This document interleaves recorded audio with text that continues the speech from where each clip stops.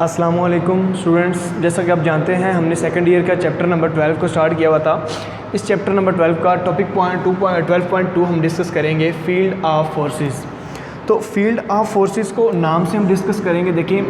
एक ऐसा फील्ड होगा जिसके अंदर फोर्स अप्लाई हो रही होगी, तो हमें पहले पता होना चाहिए कि फील्ड क्या होता है। सबसे पहले मैं ये कहूँगा कि हमारे कुछ यूनिवर्सल ग्रेविटेशनल लॉ थे, कूलम्ब्स लॉ थे, वो अनएबल थे, वो इस चीज़ को बताने के काबिल नहीं थे कि जो फोर्सेस लग रही हैं इनका ओरिजिन कौन सा है। ये origin of forces, in forces का जो ओरिजिन है वो कौन सा है, और जो फोर्सेस लग रही हैं, जो ट्रांसमिट होती हैं force from one place to another place, from one body to another body, वो किस तरह ट्रांसमिट हो रही हैं, इन चीज़ों का अंदाज़ा हमारे ये ग्रेविटेशनल लॉज और कूलम्ब्स लॉ नहीं लगा सके थे।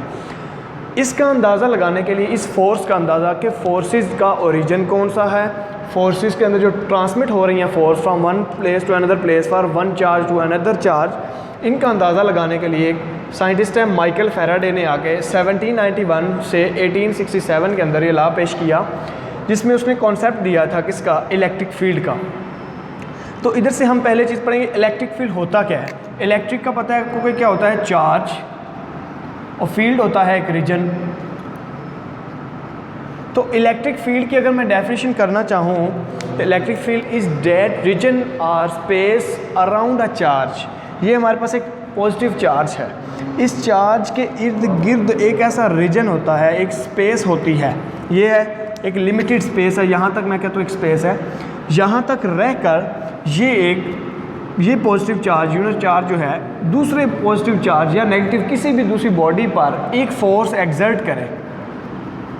उसको हम क्या बोलेंगे, इलेक्ट्रिक फील्ड। एक ऐसा फील्ड, एक ऐसा रीजन जिसमें एक चार्ज दूसरे किसी बॉडी पर एक फोर्स एक्सर्ट कर सके, ठीक है, फोर्स लगा सके, वो रीजन जो होता है वो क्या कहलाता है, फील्ड कहलाता है। और चार्ज अगर होगा तो वो इलेक्ट्रिक फील्ड कहलाएगा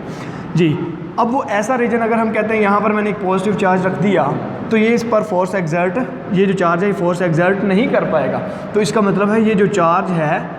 Q2, जिसको मैं नाम दे दूं, तो इस पर लगने वाली जो फोर्स, इस पर फोर्स एक्सर्ट नहीं होगी, तो डेफिनेटली ये जो चार्ज है ये इसके फील्ड के अंदर मौजूद नहीं है। तो एक ऐसा चार्ज, कहता है कि फील्ड वो चीज़ होती है, वो रीजन होती है जहाँ पर रहकर एक पॉजिटिव, एक चार्ज दूसरे किसी बॉडी पर एक फोर्स एक्सर्ट कर सके, उस रीजन को हम क्या वो नाम देंगे, इलेक्ट्रिक फील्ड का नाम देंगे।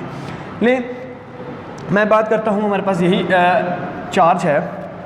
तो यहाँ पर मैं एक टेस्ट चार्ज, पॉजिटिव चार्ज ले लेता हूँ, एक टेस्ट पॉजिटिव चार्ज। ये टेस्ट पॉजिटिव चार्ज मैं इसके एक रीजन के अंदर ले लेता हूँ, यहाँ पर मैं एक ले लेता हूँ टेस्ट पॉजिटिव चार्ज Q0।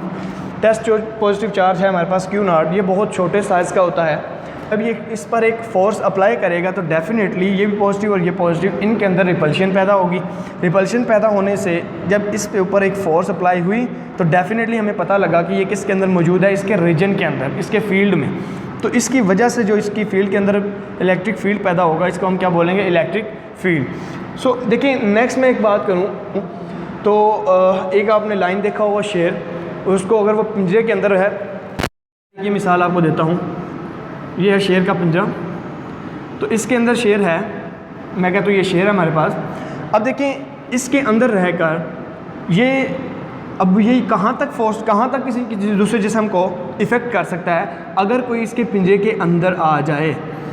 ठीक है, कोई भी बॉडी इसके पिंजरे के अंदर आ जाए, तब ये इसके ऊपर कोई ना कोई फोर्स एक्सर्ट करेगी, कोई ना कोई इफ़ेक्ट करेगा। लेकिन अगर कोई इसके पिंजरे से बाहर खड़ा हुआ है, कोई भी ऑब्जेक्ट है, तो वो इस पर इफेक्ट नहीं करेगा। इसका मतलब है ये जो ये पिंजरे के अंदर वाली सारी जगह है, ये इसका क्या है, फील्ड है, ठीक है, जिसके अंदर रहकर ये एक दूसरी बॉडी पर फोर्स अप्लाई कर सकता है। अब ये अगर पिंजरे से बाहर कोई बॉडी है तो वो उस पर फोर्स एक्सर्ट नहीं कर सकता, तो वो इसके रीजन के अंदर नहीं आएगा, वो फील्ड में नहीं आएगा। जहाँ पर रहकर ये किसी दूसरी बॉडी पर एक फोर्स एक्सर्ट कर सके, उसको हम बोलेंगे एक फील्ड। सो ये था हमारे पास एग्जाम्पल इसकी इलेक्ट्रिक फील्ड की। स्टूडेंट्स ये देखें, अब हम चार्ज की इर्द गिर्द जो रीजन है, अराउंड में एक रीजन है, इस रीजन का हमें, इसको हम फील्ड का नाम दिया है। इस रीजन का किस तरह एग्जिस्टेंस का किस तरह हमें पता लगेगा ये मौजूद है भी या नहीं है, तो इसका अंदाज़ा लगाने के लिए हमें कोई ना कोई एक टेस्ट चार्ज रखना पड़ेगा ज़रूर।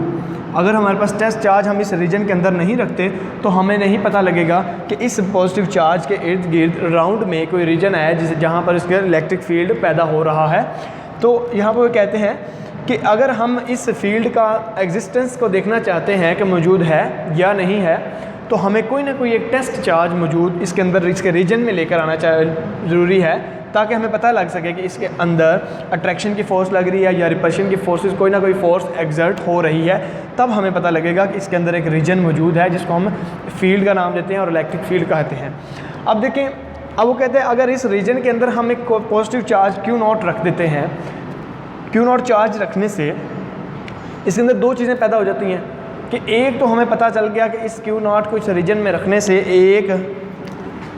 एक बात निकलती है कि इसके अंदर कोई ना कोई फोर्स एग्जर्ट ज़रूर होगी, डेफिनेटली इसने कोई ना कोई इसके ऊपर फोर्स अप्लाई करनी है, एक चीज़। दूसरी चीज़,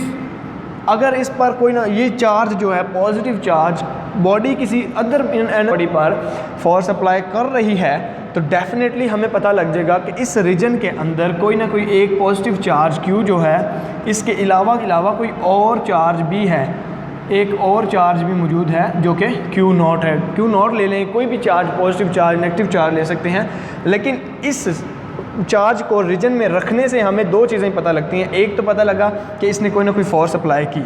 दूसरी चीज़ हमें क्या पता लगती है कि दो ही पॉइंट थे और ये पता लगेगा कि हमारे पास इस पॉजिटिव चार्ज के बाद एक और चार्ज भी इस रीजन के अंदर मौजूद है। सो नेक्स्ट इसके बाद हम डिस्कस करेंगे इलेक्ट्रिक फील्ड इंटेंसिटी को। तो अब देखिए, शिद्दत की बात मैं करता हूँ, जितना बॉडी इसके रीजन के करीब, मैं यहाँ से बता देता हूँ कि पॉजिटिव बॉडी के करीब कोई नेगेटिव बॉडी आ जाए या पॉजिटिव चार्ज ही आ जाए,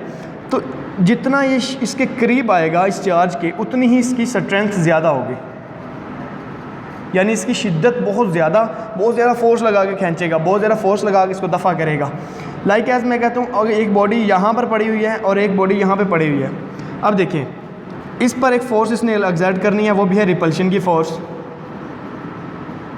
और इस पर भी उसने रिपल्शन की फ़ोर्स ही अप्लाई करनी है। लेकिन फ़ोर्स की शिद्दत कहाँ ज़्यादा है, यहाँ पर बहुत ज़्यादा स्ट्रेंथ के साथ ये अप्लाई करेगा एक रिपल्शन की फोर्स, और यहाँ पर कम शिद्दत से। सो स्ट्रेंथ का क्या मतलब होता है, इलेक्ट्रिक फील्ड, तो इलेक्ट्रिक फील्ड स्ट्रेंथ या इलेक्ट्रिक फील्ड इंटेंसिटी सेम बातें हैं। तो अब वो कहता है इलेक्ट्रिक फील्ड इंटेंसिटी क्या होती है, तो इलेक्ट्रिक फील्ड इंटेंसिटी होती है force experience by a test charge. यानी हमने ये एक बॉडी ली, पॉजिटिव चार्ज लिया, इसके गिर्द ये इसका है रीजन, इसके अंदर हमने एक positive charge, test positive charge लिया, इस पर क्या अप्लाई हो रही है, फोर्स एग्जर्ट हो रही है जी, फोर्स एग्जर्ट हुई on a unit positive charge, force experience by a unit positive charge, test charge पर फोर्स अप्लाई होगी, तो इसको हम नाम क्या देंगे, इलेक्ट्रिक फील्ड इंटेंसिटी की। जितनी फोर्स ज़्यादा एग्जर्ट होगी उतनी इलेक्ट्रिक फील्ड इंटेंसिटी ज़्यादा होगी, इलेक्ट्रिक फील्ड स्ट्रेंथ उतनी ही ज़्यादा होगी। तो हमें पता है कि फोर्स एक वेक्टर क्वांटिटी है, सो वेक्टर को डिवाइड करें स्केलर से तो हमारे पास एक वेक्टर क्वांटिटी आती है, it is a vector quantity, कौन, इलेक्ट्रिक फील्ड इंटेंसिटी। अगर मैं इसका ऐसा यूनिट बनाना चाहूँ तो देखेंगे फोर्स हमारे पास कितना क्या है, न्यूटन होता है, और चार्ज का यूनिट क्या होता है, कूलम होता है, तो न्यूटन पर कूलम लिख लें, या न्यूटन और coulomb which is equal to newton per coulomb, इसका ऐसा यूनिट हमारे पास क्या आ जाएगा, न्यूटन पर कूलम। सो अब हम देखें इन चार्ज पर लगने वाली फोर्सेस को अगर मैं लिखना चाहूँ according to Coulomb's law, F is equal to q किसके इक्वल होती है, K Q1 Q2 over R square, और R हम इसके साथ देंगे पोजीशन वेक्टर जो इसकी डायरेक्शन को, लोकेशन को डिस्क्राइब करेगा। तो देखें अब अगर मैं यहाँ पे देखूँ हमारे पास इलेक्ट्रिक फील्ड इंटेंसिटी निकालना चाहूँ तो हमारे पास फोर्स की गिवन है वैल्यू ये, तो Q ये है, तो इसको मैं इक्वेशन में पुट करना चाहूँ तो E इज़ इक्वल, पहले ऊपर फोर्स है तो फोर्स की वैल्यू आएगी K Q1 Q2 over R square, R position vector और साथ क्या है Q0